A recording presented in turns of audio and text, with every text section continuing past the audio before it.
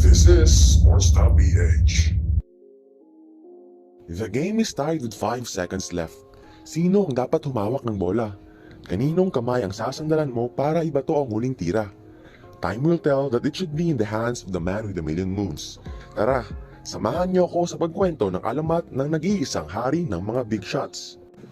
Pero bago ito, help us reach more people. Huwag kalimutang i-click ang subscribe at ang notification bell para wala kang ma-miss out na video.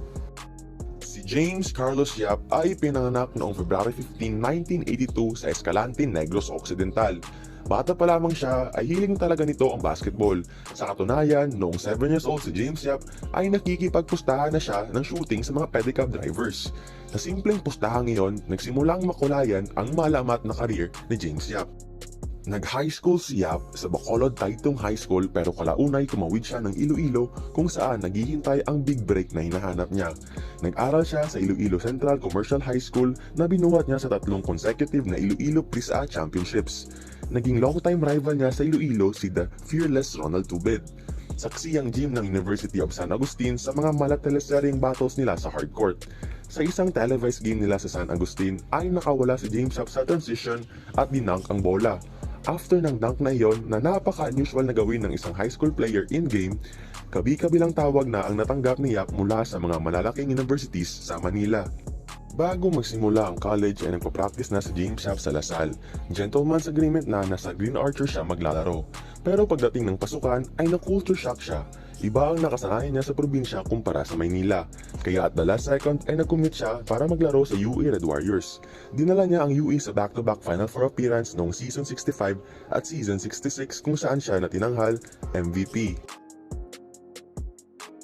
Nakuha bilang second overall pick si James Yap ng Pure Foods sa 2004 PBA Draft. Dito nagsimula ang alamat ng isang James Yap.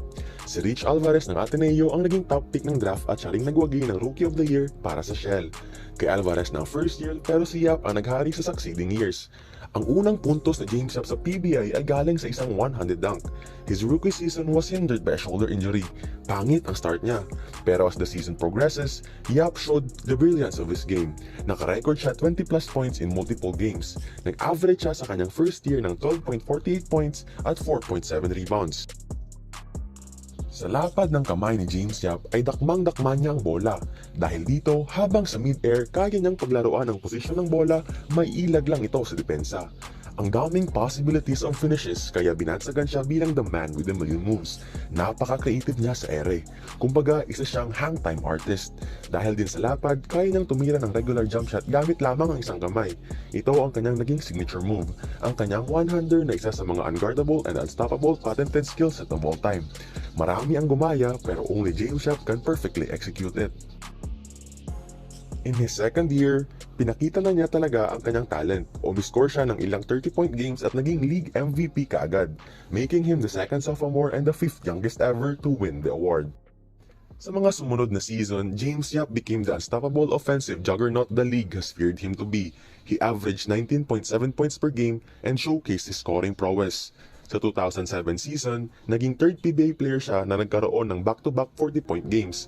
Career high 41 points against Walcott and 40 points against the Coca-Cola Tigers.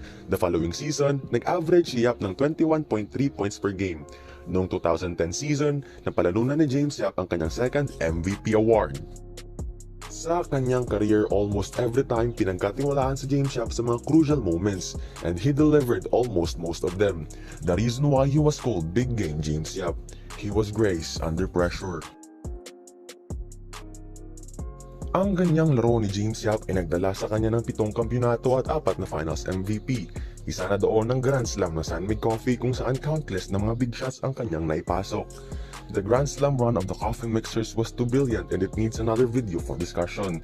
Isa na sa mga big plays niya ay ang dagger 3 niya sa Manila Clasico Semis at ang crucial game changer bucket niya sa finals kontra ang Ross.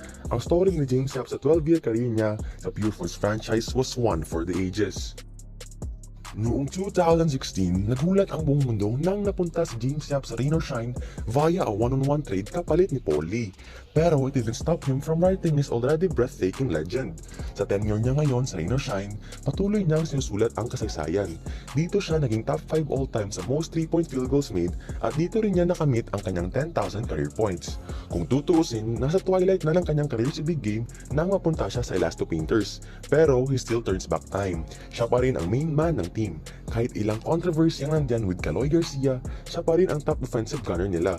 Siya pa rin ang pinupuntahan sa clutch moments. And kapag healthy siya, no doubt siya ang best player ng Rain or Shine. Napakakulay ng basketball career ni James Yap.